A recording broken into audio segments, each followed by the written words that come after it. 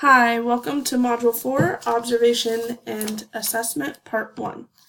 Our objectives for this module are to provide participants with an understanding of the purpose of observation and assessment, information on a variety of assessment tools and strategies for conducting authentic and objective observations, information on how to integrate observation and assessment within teaching and curriculum.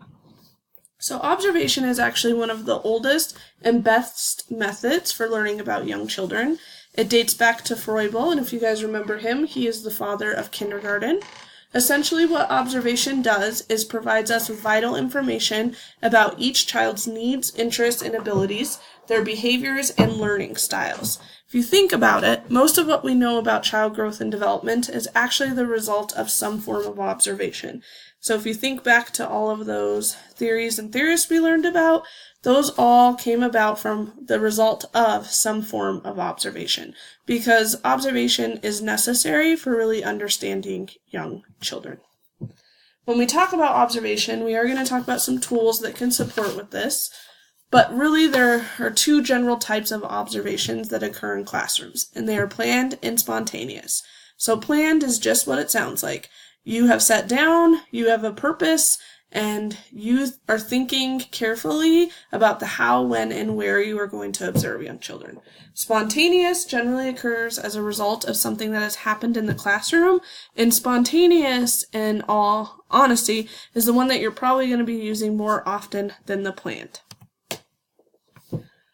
Oftentimes when we talk about observation and assessment, we think of them as terms that are very interrelated, which they are, but observation is different than assessment. So the definition of assessment is actually observing, recording, and documenting the growth and behavior over time.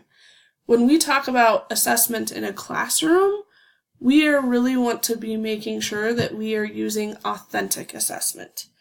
An authentic assessment is, well, we're going to talk about what it is here in a second, but the reason why it's important is that there is a widespread concern over the use of testing to gauge what young children know. And testing is this idea that you are quizzing them or pulling them aside to test them on some sort of knowledge. So if you look at the photo on the slide, she's using flashcards to test whether they know letters, which is probably not the best way to go about assessing young children's knowledge of something, because when you put added stress or pressure on them, the likelihood that they're able to perform and actually come up with the right answer is it slims. So we'll talk about what authentic assessment is and why that is a better gauge of what children actually really know. So authentic assessment at its core is natural and non-threatening, and it really can provide you with a realistic understanding of what young children know and how to do. There are some practices that go along with authentic assessment, or some components. The first is that it's ongoing, so it means it's something that you as a teacher are doing every day. It's naturalistic, which means you are observing children in an environment that is familiar with them, with people and objects that are familiar with them. It looks at the whole child, so you are observing all areas of growth and development in one. It's useful. That means it helps teachers plan, measure, implement curriculum, and converse with families. And it also has multiple perspectives. So that means you're using information from a variety of resources. Ongoing observation of children in their everyday lives and how they in their environment is critical role in authentic assessment. And essentially the piece that observation plays in this is that observation is what helps us complete assessments. So they work together. We are going to go over the 6 key practices for authentic assessment. I'm not going to read them on this slide right now. Go ahead and pause the slide, take a few minutes, read through what they are, because we are going to talk about them as we move forward. So again, pause, read the 6 key practices. So the first one is making observation a routine part of your work. And this goes back to that naturalistic way of being that's also doesn't intrude on what children are doing in their everyday life. Again, when you're observing children, they should be interacting with familiar people and objects. The reasoning behind that is, if you are observing a child in a setting that is unfamiliar to them, do you think that you are getting a clear picture of what it is that they can do? Probably not. So you need to make sure that children, this is just part of your work, and that children are being observed in environments that they are familiar with people they're familiar with, and objects they are familiar with. The next one is to be sure to engage families in the observation process. So families can actually be really key in what it is that you learn about a child, and you need to be open from learning from them, because they are technically your students' first teachers. They also will help you develop a more complete picture of the child, and it can really build a positive relationship with families because it can make them feel valued. So some things that you can do is ask parents for concrete examples of the kind of information you would like from them and the information you would like to share to them. So one example of this is when my son was in a preschool classroom at my current organization, I worked with that teacher, and I would collect documentation that they could put in like TSG. So for instance, one time my son dumped over a bowl of berries and he counted all 8 of them. So I took a picture of it and sent it to the teachers. But I knew that they were looking for that information because they had talked to me about it. The other thing you can do is make the child's portfolios and work accessible to families and invite them to contribute to it. You could also place a basket at a sign-in for families to drop off photos and notes for the teachers. The next thing that you need to do is be very intentional about the strategies that you use when you are working on assessment. So you need to think about the purpose of the assessment and plan accordingly.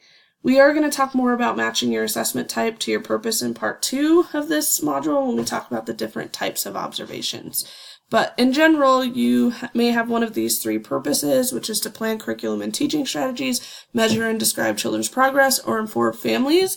And you want to make sure that the ways that you're observing align with that. So pause this, take a few moments to read this over, and then move on.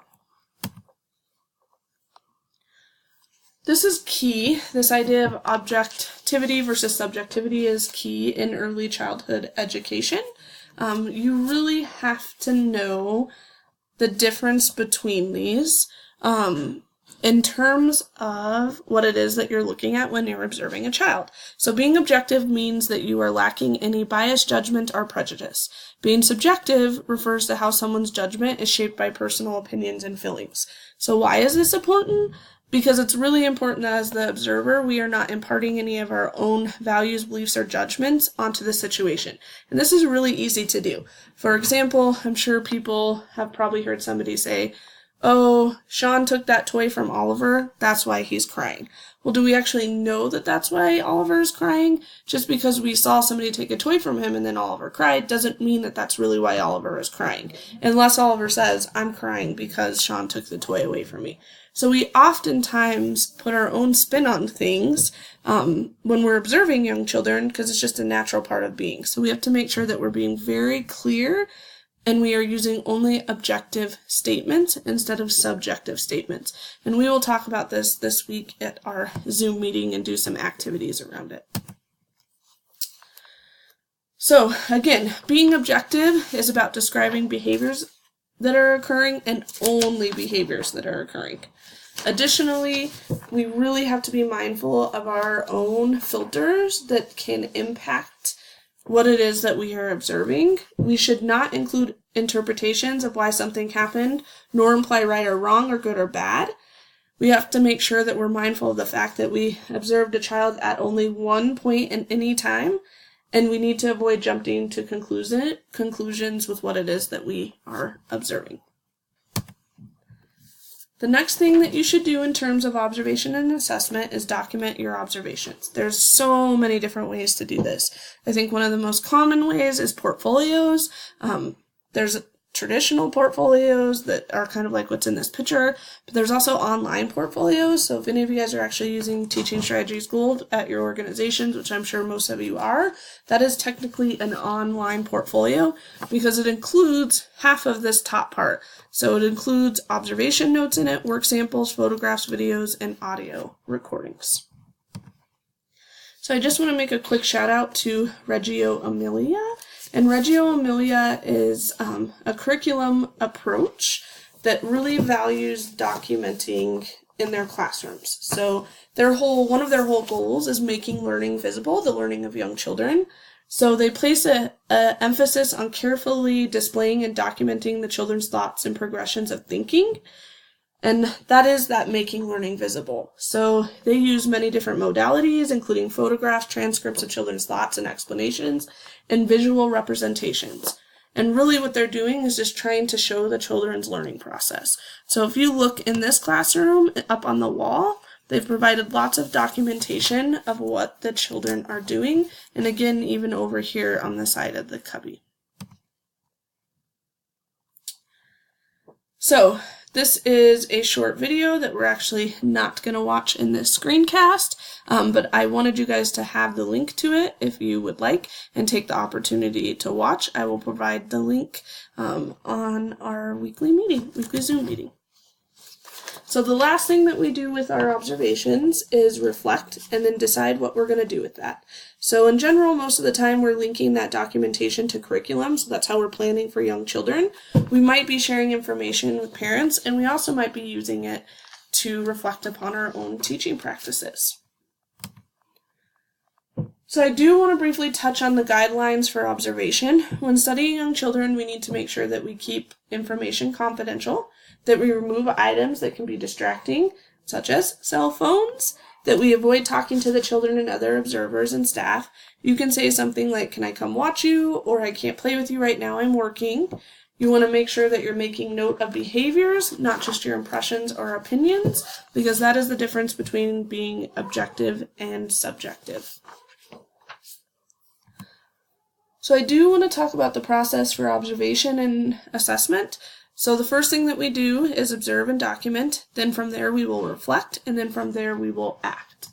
So we've already talked about what observation looks like, and the biggest thing is just to remember that we observe as objectively as possible. So we're noting things that we actually see and hear, we're focusing on facts, we're not being judgmental, we're avoiding being subjective, okay? From there, we're going to reflect. So we probably need to pause and reflect on what we observed to make meaning of what we have, and then we'll put our observations in context with other things we know about the child. Because remember, that observation is just a single snippet of information that you've learned, and in order for you to be engaging in authentic assessment, it needs to be done over time and through multiple modalities. The last thing that you're going to do is you're going to act. So once you reflect on your observations, you can decide what decisions you want to make or actions you want to take. You may need to do more observation. You may then have enough information to rate an item on an assessment system, or you may want to think about ways to individualize your teaching. All right, so next week you have your Module 4 discussion question for Part 1. You are going to be collecting an incident accident report and emergency form. They need to be blank. Your work should have copies of those because those are licensing regulations. We are going to do the second half of Resource Collection 5, which is a completed observation form, but we will do that next week. You also need to collect one weekly lesson plan. If your work is already lesson planning, you will just collect from there. Just make sure your name is on it. If not, I'm providing you with a template so that you can do that within Canvas. And then reading as assigned. All right, we will see you this week for our weekly meeting. Thanks.